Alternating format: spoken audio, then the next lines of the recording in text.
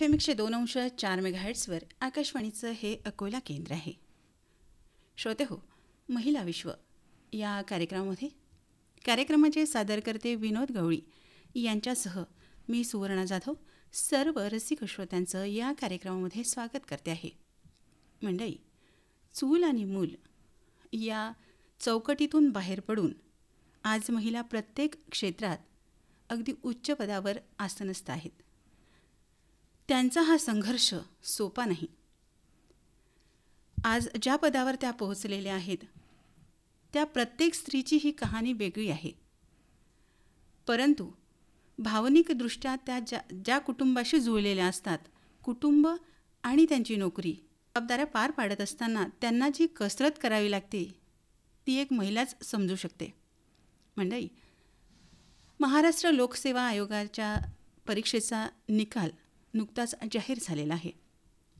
या निकालामध्ये आपण वृत्तपत्रांमधनं, न्यूज चॅनलमधनं पाहिलं आहे की महाराष्ट्र राज्यातून SC प्रवर्गातून पहिल्या आलेल्या प्रगती सुनील जगताप ह्या वर्ग 1 अधिकारी पदावर आरूढ झालेले आहेत. हे पद, ही जागा त्यांनी कशी मिळवली, त्यांचा यामागचा काय संघर्ष असेल, त्यांच्या आयुष्यात इथपर्यंत पोहोचेपर्यंत काय चढ उतार आलेले असतील, एक महिलेला हे करत असताना सोपं नाही, हे आपण त्यांच्याकडूनच जाणून घेऊयात. मंडळी, आजच्या आकाशवाणी अकोला केंद्राच्या या प्रसारणात महिला विश्व या कार्यक्रमामध्ये आपण आकाशवाणीच्या स्टुडिओमध्ये आमंत्रित केलं आहे प्रगती जगताप यांना. मॅडम नमस्कार. नमस्कार मॅडम. आकाशवाणीच्या स्टुडिओमध्ये आपलं अगदी मनापासून स्वागत. धन्यवाद मॅडम. सर्वात आधी तुम्ही ज्या पद अचीव केलेलं आहे त्यासाठी अगदी मनापासून तुमचं अभिनंदन. Thank you so much madam. इथपर्यंत पोहोचण्यासाठी तुम्हाला जो संघर्ष करावा लागला हे आपण उलगडणारच आहोत, परंतु तत्पूर्वी मला हे जाणून घ्यायला आवडेल की तुमची कौटुंबिक पार्श्वभूमी काय. मी एका जॉईंट फॅमिलीमधनं येते. आम्ही टोटल 16 मेंबर्स होतो. आता आहे 14 जवळपास. माझे आजी आजोबा, 2 काका काकू, 5 भाऊ 2 बहिणी आणि आजीची आई, असा आमचा भरपूर मोठा परिवार होता. पर्टिक्युलरली आम्ही छत्रपती संभाजीनगरमधनं बिलॉंग करतो. पण आजोबा रेल्वेमध्ये सर्व्हिसला असल्यामुळे आम्ही अकोल्यामध्ये आलो आणि फायनली अकोल्यातच सेटल झालो. माझे बाबा नगरसेवक होते आणि माझी आई अंगणवाडी वर्कर सध्या कार्यरत आहे. आणि माझे उरलेले जे भाऊ आहेत ते सगळे प्रायव्हेटमध्ये जॉब्स करतात सगळेजण सध्या. तुमचं शिक्षण कुठपर्यंत झालं आहे, अजून सुरूच आहे का? मॅडम, माझं BSc ॲग्रिकल्चर कंप्लीट झालं आहे पंजाबराव देशमुख कृषी विद्यापीठ अकोला इथने. अच्छा. मग BSc नंतर तुम्ही अगदी स्पर्धात्मक परीक्षेचाच अभ्यास केला की अजून कोणत्या परीक्षांना सामोरं गेलात? Yes madam. मला तर तसं तर पर्टिक्युलरली MBBS करायचं होतं, पण माझं सिलेक्शन न झाल्यामुळे फर्स्ट अटेम्प्टला मी ऑप्शनमध्ये BSc ॲग्रिकल्चर निवडलं होतं. आणि पुढच्या वर्षी परत मी MBBSची प्रिपरेशन करणार होती, पण चांगलं फ्रेंड सर्कल मिळाल्यामुळे आणि मी तिथे रमल्यामुळे मी पंजाबराव देशमुख कृषी विद्यापीठला ग्रॅज्युएशन कंटिन्यू केलं. पण नंतर मी पंजाबराव देशमुख कॉम्पिटेटिव्ह फोरममध्ये ॲडमिशन घेतली होती आमच्या कॉलेजच्या. तर तिथे आमचे जे सिनियर्स होते ते दरवेळेस आम्हाला कॉम्पिटेटिव्ह एक्झाम्सबद्दल सांगायचे.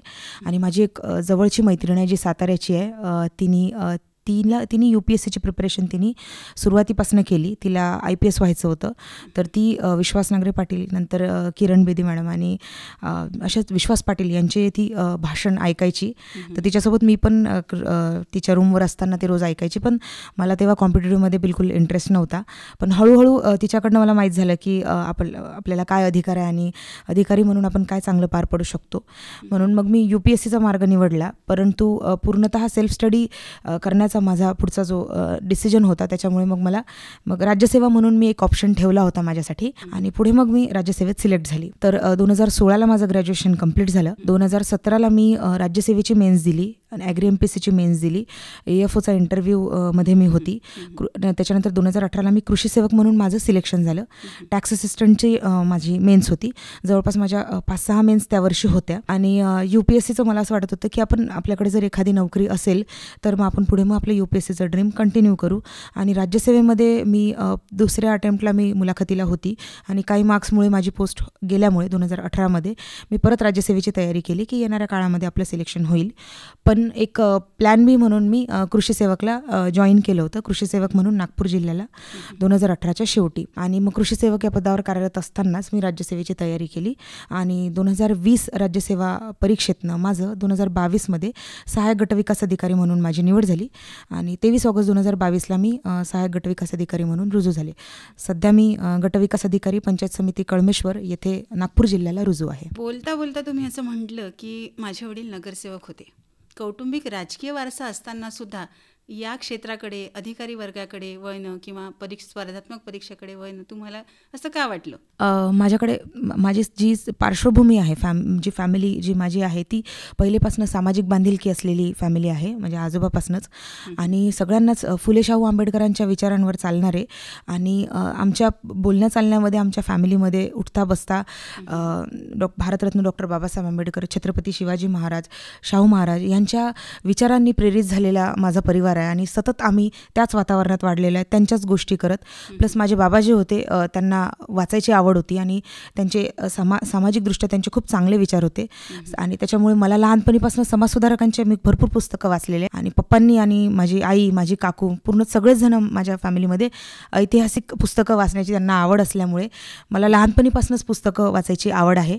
मला पप्पांनी 8th 9thलाच मी ज्यांच्याबद्दल मला डाऊट्स असायचे त्या सगळ्यांबद्दल मला त्यांनी बुक्स आणून दिले आणि मग ती मी वाचले आणि त्याच्यातूनच माझ्यामध्ये ती ऊर्जा निर्माण झाली की आपण समाजामध्ये जर येऊन काम केलं आणि त्याचे जे मार्ग मोकळे आहे तर मग ते कॉम्पिटिटिव्हमधून ते येतात, ते मला नंतर समजलं.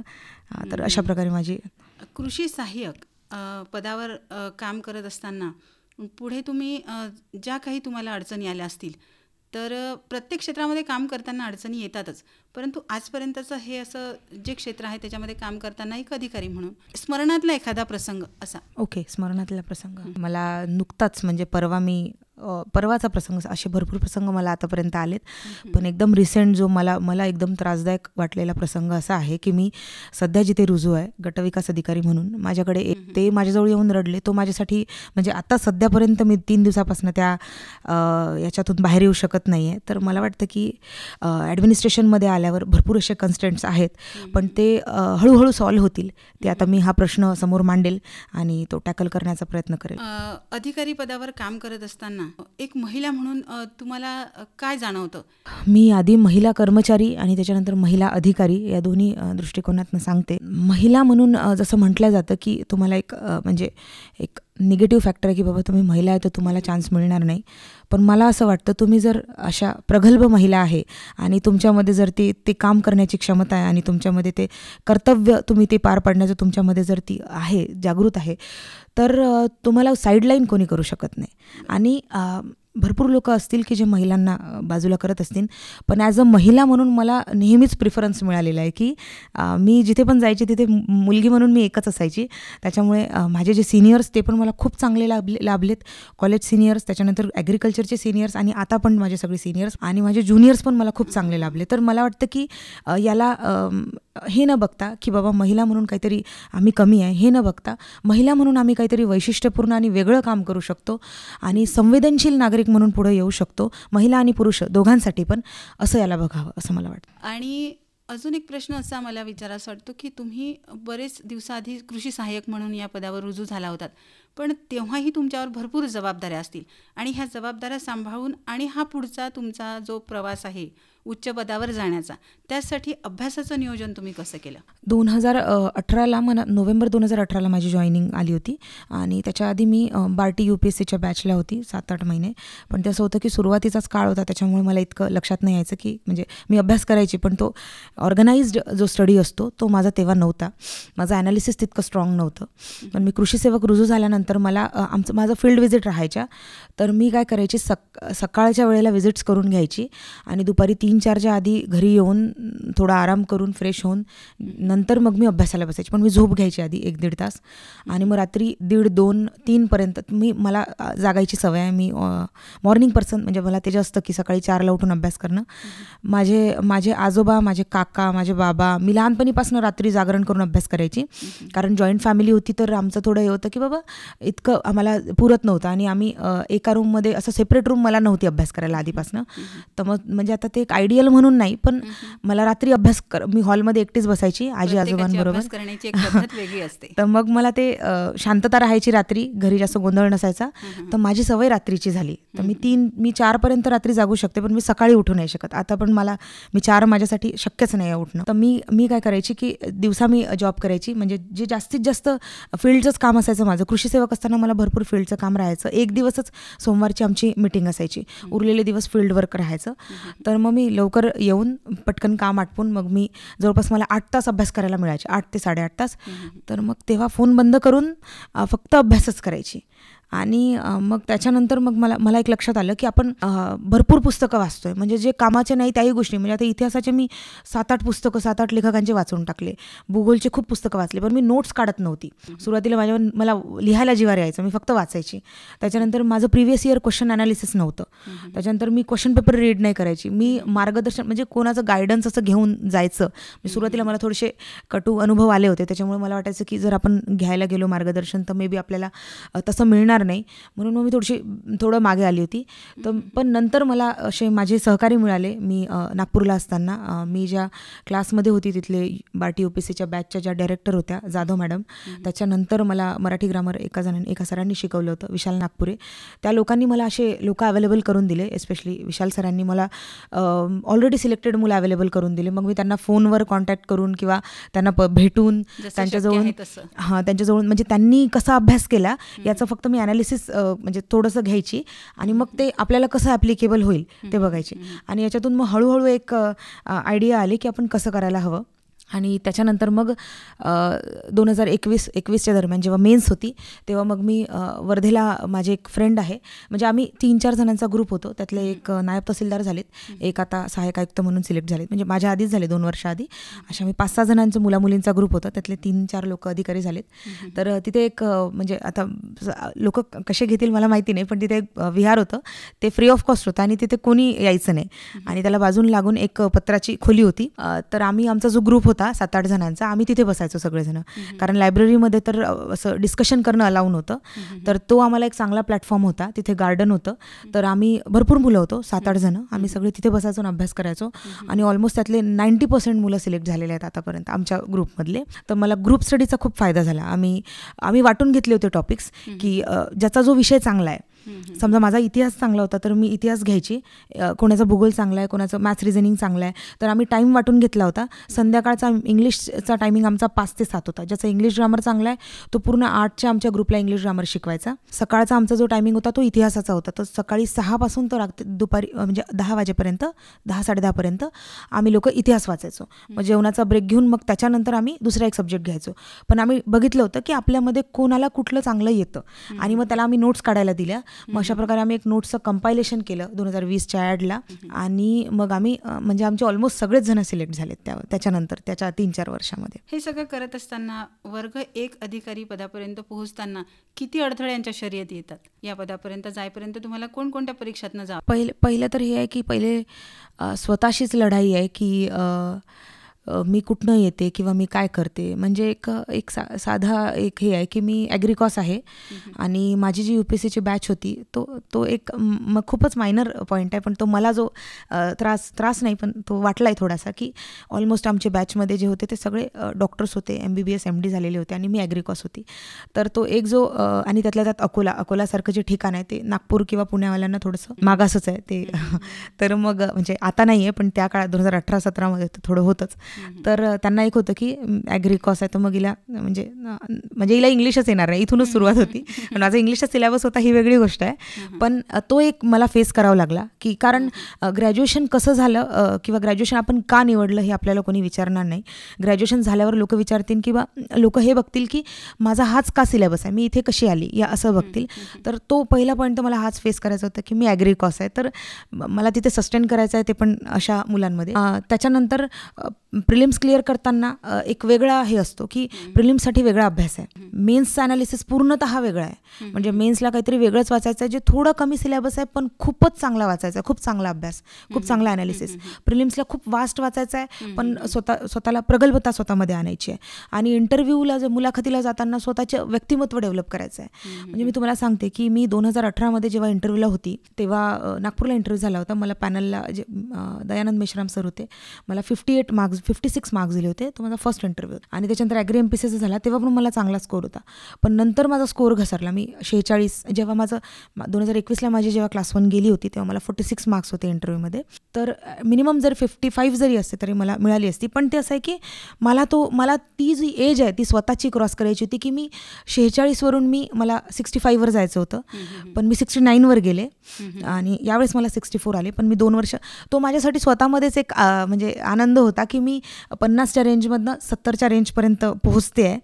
तर स्वतःला क्रॉस करणं खूप कठीण आहे. म्हणजे मी जवळपास 2018च्या पासनं 20ला माझी जवळपास 100 मार्क्सची लीप आणि त्याच्यानंतर 20पासनं आत्ताचं जे सिलेक्शन आहे याच्यामध्ये जवळपास 150 मार्क्सची माझी लीप, हे मला काढणं माझ्यासाठी खूप कठीण होतं की स्वतःला वाढवणं. तर मी हेच सांगेल की स्वतःमध्ये म्हणजे गुणवत्ता घडवून आणणं, स्वतःचे चुका शोधणं हे थोडं माझ्यासाठी कठीण मला वाटतं. बाकी तर चॅलेंजेस मग हे जे यश आहे तुमचं, हे तुमचं पहिल्याच प्रयत्नातलं आहे का? नाही, माझं पहिल्या प्रयत्नातलं यश नाही आहे. ते झालं असं की मी ठरवताना असं ठरवलं की मी 17ला म्हटलं मी प्रिलिम्स काढेल, मी मेन्स पुढच्या वर्षी काढेल. मग 18ला मी ठरवलं की मी मेन्स काढेल, पोस्ट आपण पुढच्या वर्षी काढू. तर जे मी ठरवलं ते झालं. जर मी असं मला आता दृष्टिकोनातून तुम्ही प्रयत्न केला आणि तसं तसं अचीव होत गेलं. म्हणजे माझ्यासाठी प्रिलिम्स निघणं ही मोठी स्टेज होती. कारण माझ्यासोबत प्रिपरेशन करणारे सगळे बँकिंग आणि ॲग्री MPSC होते मोस्टली, राज्यसेवा कोणी नव्हतं. आणि राज्यसेवेची प्रिलिम्स म्हणजे खूपच म्हणजे माझ्यासाठी तरी अवाक्याच्या बाहेर होतं तेव्हा. पण फर्स्ट अटेम्प्टला प्रिलिम्स निघाली तेव्हा वाटलं की ठीक आहे आपण मेन्स करून बघू. पण तेव्हा मेन्स नाही निघाली. पुढच्या वर्षी मी म्हटलं चला आता प्रिलिम्स निघते याचा अर्थ मेन्स निघू शकते. मग मेन्स निघाली. पण इंटरव्ह्यूमध्ये मी म्हटलं नाही यावेळेस पोस्ट नाही मिळणार आपल्याला, हे माझ्या डोक्यातलं सेट होतं. आणि त्याच्या पुढच्या वर्षी मी ठरवलं की नाही यावेळेस मला पोस्ट काढायची आहे, कारण मी मेन्स इंटरव्ह्यूपर्यंत पोहोचू शकली. तर 2020ला मला पोस्ट मिळाली. 2018, 19, 20 3 वर्ष मॅडम. तिसरा अटेम्प्ट. आणि हे तुम्ही जेव्हा हे इंटरव्ह्यू वगैरे झालं, तुमचा जो एक परफॉर्मन्स होता तिन्ही परीक्षांमधला, तर तुम्हाला असं वाटलं का की अगदी आपण राज्यातनंच प्रथम येऊ? नाही, तो झाला मॅडम 20पर्यंतचा टप्पा. 21मध्ये मग माझी तब्येत खराब झाली. म्हणजे माझी मुलाखतीच्या आधी मी हॉस्पिटलाइज होती आणि त्याच्यानंतर 22ची मेन्स पण तेव्हा झाली होती. म्हणजे मला 19 जानेवारीला आम्ही डिस्चार्ज मागितला होता आणि 21, 22, 23 जानेवारीला माझी मेन्स होती. तर ती लिटरली मला तेव्हा DYSP मिळत होती, पण बाकीच्या ज्या सिव्हिल पोस्ट आहेत त्या मला 0.5, 1, 2 अशा मार्क्सनी गेल्या होत्या त्या वर्षीच्या. मग त्याच्यानंतर 21चा इंटरव्ह्यू फेब्रुवारीमध्ये आला. पण फेब्रुवारीच्या वेळेस परत मला ॲडमिट केलं होतं. तेव्हाच जेव्हा इंटरव्ह्यू होता त्याच्या 2-3 दिवसाआधीच परत मग तेव्हा माझी प्रिपरेशन काहीच झाली नाही. मला 46 मार्क्स आले आणि माझं क्लास 1 तेव्हा गेली. 23च्या इंटरव्ह्यूच्या वेळेस पप्पांची डेथ झाली. म्हणजे 23चा इंटरव्ह्यू सकाळी 7ला होता, पप्पा रात्री 11 वाजता गेले आदल्या दिवशी आणि मी इंटरव्ह्यूवरनं परत आली. आणि ह्या 24च्या म्हणजे 3 महिन्यांनी माझ्या आजोबांची डेथ झाली पप्पाच्या नंतर. 24चं जी प्रिलिम्स होती ती डिसेंबर सुरुवातीला होती, नोव्हेंबर एंडिंगला माझ्या आजोबांची. एक शासकीय कर्मचारी म्हटल्यानंतर आणि एवढ्या उच्च पदावर असल्यानंतर तुमच्यावर खूप मोठ्या जबाबदाऱ्या असतात. BDO म्हटलं की एक तालुक्याचा प्रमुख असतो. हे सगळं करत असताना तुम्ही स्वतःच्या आवडीनिवडी येस मॅडम, मला ते परिस्थितीजन्य म्हणू शकतो, ती परिस्थितीजन्य आवड असू शकते. सुरुवातीला मला डान्स करायची खूप आवड होती, पण आता काही कन्स्ट्रेंट्स आहेत. त्याच्यानंतर मला हँडमेड ग्रीटिंग कार्ड्स बनवायची आवड होती, आता ते पण थोडं मागे पडले. पण आता मला कुकिंगची आवड आहे, कारण मला तो तितका वेळ मिळतो संध्याकाळचा, तर जेव्हा असं मला खूप फ्रस्ट्रेशन वाटतं, मी तसं रोजच बनवते, तर तेव्हा मी कुकिंग करते आणि मला जे बनवते ते मला आवडतं, तर मला चांगलं वाटतं तेव्हा. तर ही माझी परिस्थितीजन्य आवड आहे. स्वतःच्या आवडीचं घरी बनवून खायला आवडतं? येस मॅडम, मी आता घरीच बनवते. बरं, हे सगळं करत असताना एक महिला म्हणून तर तुम्हाला असं वाटतं की ज्या काही मुली आहेत, महिला आहेत, ज्या सरकारी नोकरी सध्या करत आहेत, त्यांना कुठेतरी उच्च पदावर जायचं आहे, ज्या मुली सध्या प्रिपरेशन करत आहे, एक महिलांना जे आरक्षण आहे 30%, तर त्याच्यानुसार तुम्ही त्यांना आजच्या घडीला काय सांगाल की त्यांनी कसं आपल्याला शेड्यूल केलं पाहिजे, त्यांना काय मार्गदर्शन करा? पहिले तर हे आहे की आपल्याला काय करायचं आहे हे आपल्याला माहीत पाहिजे. बरोबर. त्याच्यानंतर वेळेचं नियोजन, म्हणजे आपल्या ऑफिसचं टायमिंग काय आहे त्याच्यानुसार ठरवलं पाहिजे. म्हणजे आता मी कुकिंग करते किंवा आता मी शॉपिंग करायला जाते किंवा मी बाकीचे माझे सगळे एक्स्ट्राऑर्डिनरी कामं करते, पण जेव्हा मी अभ्यास करत होती तेव्हा मी अभ्यासच करायची. मग आपला टायमिंग, आपल्याला भरपूर वेळ मिळतो. 10 ते 6 सोडून आपल्याला सकाळचे 5 तास मिळतात आणि संध्याकाळच्या जवळपास 6 नंतर 8 जरी पकडला, 8 वाजतापासून 12 वाजेपर्यंत 4 तास, जवळपास 8 तास मोर दॅन सफिशियंट अभ्यास होतो. पण फक्तच अभ्यास करावा लागतो. म्हणजे तेव्हा आणि एक अजून सांगते की अभ्यास करताना तो जो म्हणजे हॅस्टिली अभ्यास आहे ना, की मला फास्ट वाचायचा आहे आणि जास्तीत जास्त ग्रास्प करायचा आहे कमी वेळेमध्ये, हा ॲटिट्यूड आपण आपल्यामध्ये आणला पाहिजे, जेणेकरून कमी वेळेमध्ये जास्त अभ्यास होईल. प्लस आता असं होतं की आपण लेक्चर्सकडे जास्त वळतो आणि हे बघतो की कुठल्या तरी आपण एखादी अकॅडमी जॉईन करतो, मग त्याचे ते फॉलो लेक्चर्स घेतो. तर तसं करायला हवं, पण कुठे जिथे गरज पडेल. म्हणजे जसं माझ्या वेळेस मला असं वाटत होतं की आपल्याला क्लासेसची गरज आहे, तर तेव्हा मी काय केलं की जॉग्रफीची एखादी कन्सेप्ट नाही समजत आहे तर यूट्यूबला फक्त तो अर्ध्या मिनिटाचा व्हिडिओ बघितला. म्हणजे माझा 1 तासाचा 2 तासाचा वेळ वाचला, तो मी यूट्यूबवरनं थोड्या वेळात कव्हर केला. किंवा एखादी कन्सेप्ट नाही समजत आहे तर एखाद्या मित्रमैत्रिणीला समजून मागितली. तर तसं जर केलं तर आपला भरपूर वेळ वाचतो. आणि असं यासोबतच काही ज्या नोट्स लोकांनी कंपाईल केलेल्या आहे, बनवलेल्या आहेत, प्लस जे आपले सिलेक्टेड लोक आहेत ते जे आपल्याला सांगतात. जसं मी सांगते की मी 2 वर्ष मी इतिहासच वाचत बसली आणि इतिहासाला स्कोर नव्हताच येत, म्हणजे स्कोर येतच नाही, शक्यच नाही आहे. कारण की भरपूर आता यायला लागला. आमच्या वेळेस असं होतं की इतिहास खूप नवीन विचारायचे, पण मी कोणाचं ऐकायची नाही. मला इतिहास आवडायचा तर मी इतिहासच वाचायची. तर ते जे आहे ना, म्हणजे आवड आणि मला वाटतं आहे बाबा हे चांगलं आहे म्हणून मी वाचते, ती आवड बाजूला. म्हणजे आता मी बघते भरपूर मुलांचं कसं होतं, मला पॉलिटी खूप आवडतं, मग ते पॉलिटिक्स वाचत राहतं, तो सोपा जातो, त्याच्याकडेच वाचनाची ओढ असते. हां, किंवा आवडतो, म्हणजे मला इतिहास मला आवडायचं वाचायला, स्टोरीज वाचायला, तर मी खूपच इतिहास वाचून टाकला. तर तेवढी गरज नाही आहे. एक्झाम रिलेटेड आपल्याला काय गरज आहे त्याचं प्रॉपर नियोजन करून, वेळेचं बरोबर नियोजन करून आणि सॅटर्डे संडेला मॉक टेस्ट देऊन, पर्टिक्युलरली टेस्ट स्वतः कंडक्ट करून, त्याच्यात हे बघायचं की जर डिस्क्रिप्टिव्ह करताय तुम्ही तर कोणाजवळून तरी आपण त्या क्वेश्चनचं आन्सरचं ॲनालिसिस करून घ्यायचं. किंवा जर आता तुम्ही ऑब्जेक्टिव्ह करताय तर मग मॉक टेस्ट थ्रूच जायचं आणि प्रिव्हियस इयर क्वेश्चन ॲनालिसिस हे दर सॅटर्डे संडेला करून, रिव्हिजन करून, जे आपण वाचतोय त्याच्या मल्टिपल रिव्हिजन्स. कसं होतं की सुरुवातीला आपण ते वाचून काढतो तेव्हा ते असं समजतं बाबा हे खूप चांगलं समजलं, आपण आता याचं उत्तर काढू शकतो. पण 15 दिवसांनी ते, म्हणजे आपल्या डोक्यात इतक्या गोष्टी येतात की 10 दिवसांनी ते काहीच आठवत नाही, 8 दिवसांनी आठवत नाही. तर त्याची जर प्रॉपर रिव्हिजन केली काही दिवसांनी, म्हणजे परत त्याच्या रिव्हिजन्स घेऊन, आता एक वेळ अशी येते की तुम्ही फक्त बघितलं जरी तुम्हाला तर ते आन्सर फक्त पेजेस पलटवूनच येऊन जातं. ती स्टेज आपण स्वतःमध्ये आणायला पाहिजे. आणि अजून एक असतं की काही लोकांना मार्गदर्शक म्हणून निवडायलाच पाहिजे. म्हणजे सगळं म्हणजे मी बघेल आणि मी करून घेईल, म्हणजे जो माझा ॲटिट्यूड होता की मी स्वतः शोधून घेईल, तर मार्ग शोधायला हरकत नाही आहे. मार्ग शोधायला जेव्हा आपण स्वतः जातो तेव्हा भरपूर वेळ लागतो. पण जर मार्गदर्शक सोबत असतील आपल्या, तुम्ही तुमच्या हिशोबाने कोणी पण निवडा, एक ऑनलाईन किंवा ऑफलाईन कुठे पण तुम्हाला जे मिळतात ते, पण असे मार्गदर्शक सिलेक्ट करून त्यांच्यामार्फत आपण आपले स्वतःचं ॲनालिसिस करून पुढे जायला हवं. अजून एक महत्त्वाचा प्रश्न, आज कृषी सहाय्यक ते वर्ग 1 अधिकारी या पदापर्यंत तुमचा हा जो प्रवास आहे, याचं श्रेय तुम्ही कोणाला द्या? तसं तर मॅडम ओव्हरऑल श्रेय मी सर्वांनाच देते, पण सुरुवातीला जर श्रेय म्हणजे प्रथम श्रेय जर द्यायचं झालं तर छत्रपती शिवाजी महाराज, ज्यांनी महिलांच्या हक्कांसाठी आणि पर्टिक्युलरली स्वराज्य चळवळीसाठी ज्यांनी जो लढा दिला आहे त्यासाठी. त्याच्यानंतर भारतरत्न डॉक्टर बाबासाहेब आंबेडकर, ज्यांनी महिला हक्क आणि दलित हक्कांसाठी मोठी चळवळ उभी केली आणि आपल्या मनामध्ये जी अस्मिता जागृत केली. त्याच्यानंतर क्रांतिज्योती सावित्रीबाई फुले आणि महात्मा ज्योतिराव फुले, हे यासोबतच ते प्रत्येकच समाजसुधारक ज्यांनी महिलांच्या हक्कांसाठी लढाई लढलेली आहे आणि जे पुढे आलेले आहे आणि जे आदर्श म्हणून आपल्यासमोर आहेत, अशा सगळ्यांनाच मी श्रेय देते. सोबतच माझा पूर्ण परिवार, जे माझ्याशी जोडलेले लोक आहेत ते सगळेच, माझ्या आजोबांपासून मी सुरुवात केली तर माझी पूर्ण फॅमिली, माझे काका काकू, माझे आई बाबा, पर्टिक्युलरली माझी आई जी खूप स्ट्रॉंग आहे. पहिलेपासूनच तिने म्हणजे तिचं असं हे होतं की मी जर सकाळी उशिरा उठली थोडीशी, मी आईला म्हणायची की आई आज माझे 2 तास वाया गेले, तर ती म्हणायची, मी शाळेत असताना 2 तास गेले आता मी कसं करू, आई म्हणे तुझ्याजवळ पूर्ण दिवस आहे. माझी मम्मी कधीच निगेटिव्ह नव्हती. मी तरी निगेटिव्ह एकदा मी असं लिटरली माझे आजोबा माझा जेव्हा 2019चा माझा जेव्हा फायनल रिझल्ट गेला होता तर मी रडत होते. तर माझा भाऊ लहान छोटे छोटे माझे आजोबा माझी आई मला म्हणे की तू परत प्रयत्न कर, आपलं असं तर नाही की आपण काहीच करू शकत नाही, तू प्रयत्न कर.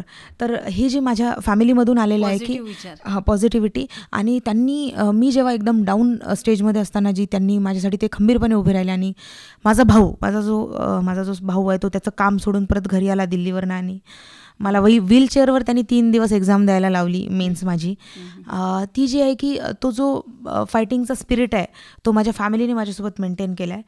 त्याच्यासोबत माझे जे फ्रेंड्स सुरुवातीपासून जे मला सपोर्ट करत आलेले आहे, की जेव्हा मी काही करतही नव्हती तेव्हा माझे फ्रेंड्स म्हणायचे की प्रगती तू तर अशीच पास होतं परीक्षेमध्ये, तुझा CGPA इतका चांगला आहे तर तू करू शकतं, आप तो कर लोगे. हा जो माझ्या फ्रेंड सर्कलमध्ये जो होता पहिलेपासून पॉझिटिव्हिटी. त्यानंतर जेव्हा मी ॲडमिट होती 2021ला जानेवारीमध्ये, तेव्हा माझे काही असे फ्रेंड्स आहेत मुलं आणि मुली जे हॉस्पिटलला माझ्याबरोबर 10-12 दिवस थांबले होते. माझी फॅमिली तर होतीच ऑब्व्हियसली, पण माझे फ्रेंड्स त्यांच्या फॅमिलीज त्यांनी डब्यांपासनं शॉलपासनं सगळं पुरवलं. त्याच्यानंतर त्यांनी बेंचसोबत तिथले जे हॉस्पिटलचे बेंचेस आहेत त्यांच्यासोबत डॉक्टरसोबत जाऊन बोलले. नंतर कलेक्टर साहेब, डिव्हिजनल कमिशनर मॅडम यांच्यापर्यंत जाऊन त्यांनी मला ICUमधनं बाहेर काढलं. असे सगळे माझा पूर्ण मित्रपरिवार, कारण मी माझे जे फ्रेंड्स आहेत त्यांच्यामुळे, माझी फॅमिली प्लस माझे फ्रेंड्स त्यांच्यामुळे मी वाचलेली आहे. आणि याच्यातून बाहेर येऊन मी परत अभ्यास सुरू केला. त्याच्यानंतर आता मला जे मिळत आहेत माझ्या प्रवासामध्ये ते प्रत्येकच व्यक्ती या सगळ्यांनाच मी माझा यशाचं श्रेय देते. आता वर्ग 1 अधिकारी पदावर पोहोचल्यानंतर एक नवीन जबाबदारी, मोठी जबाबदारी तुमच्यावर आलेली आहे. तर ह्या जबाबदारीच्या माध्यमातून समाजासाठी काय करू इच्छिता? तसं ओव्हरऑल तर मला प्रशासनिक खूप काही करायचं आहे. काम करत असताना तुमच्या आता अखत्यारीत आल्या आहे सगळ्या गोष्टी. मला असं तर मी सांगेल मॅडम की मी प्रशासकीय सगळ्याच प्रकारे कर्तव्यदक्ष राहून माझं काम करण्याची माझी इच्छा आहे. आणि मला असं वाटतं की मी आदर्श म्हणून नाही, पण माझ्यामुळे काहीतरी लोक प्रेरित होऊन, मुलं प्रेरित होऊन त्यांनी काहीतरी म्हणजे पुढे यावं अशी माझी इच्छा आहे. पण त्याच्यासोबतच मला स्पर्धा परीक्षेची तयारी करणाऱ्या अकोल्यातल्या प्रत्येकच त्या विद्यार्थ्यासाठी पुढे यायचं आहे, जो कुठूनही येऊ आणि तो म्हणजे माझ्यापर्यंत जर तो पोहोचतो आहे तर मी त्याला सर्वतोपरी मदत करेल.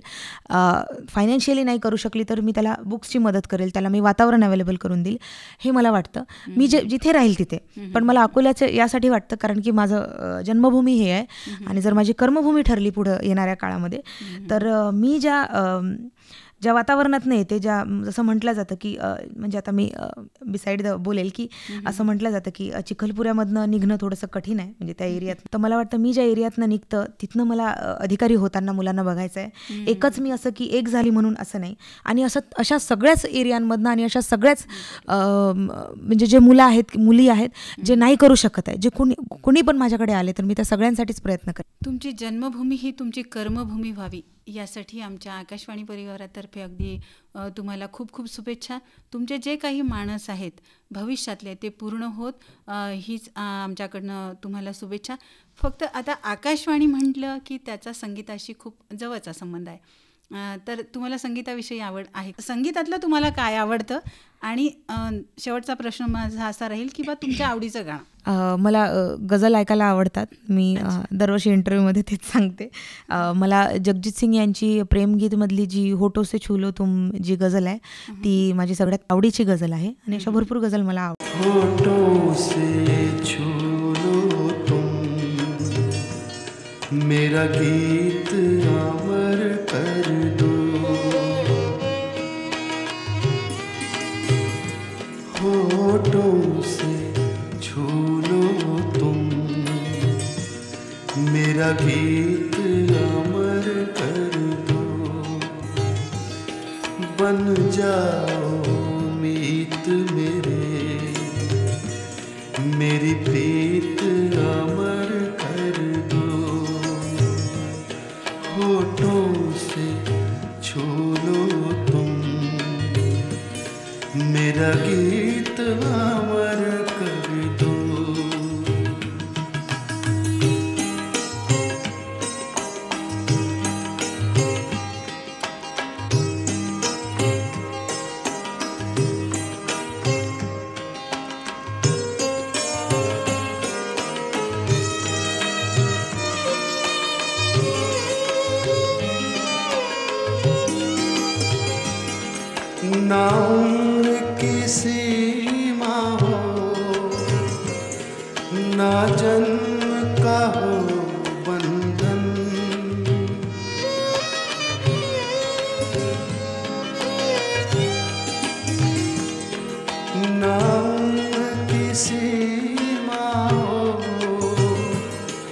ना जन्म का हो बंधन,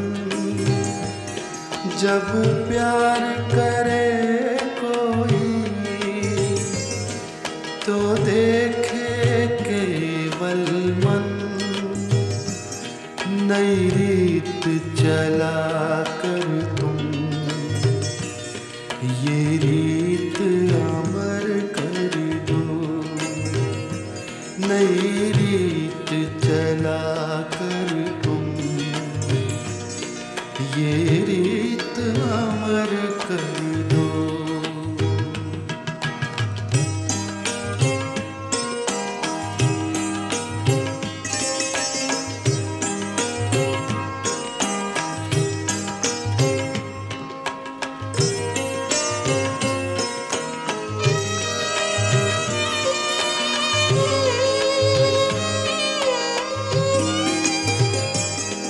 जग ने छीना मुझसे मुझे जो भी लगा प्यारा।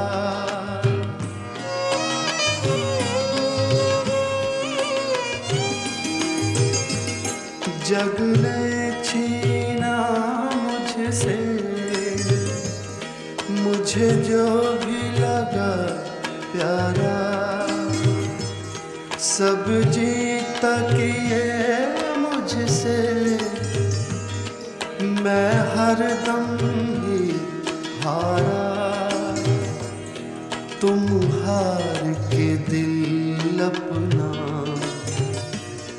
मेरी जीत अमर कर दो। होठों से छू लो तुम मेरा गीत अमर कर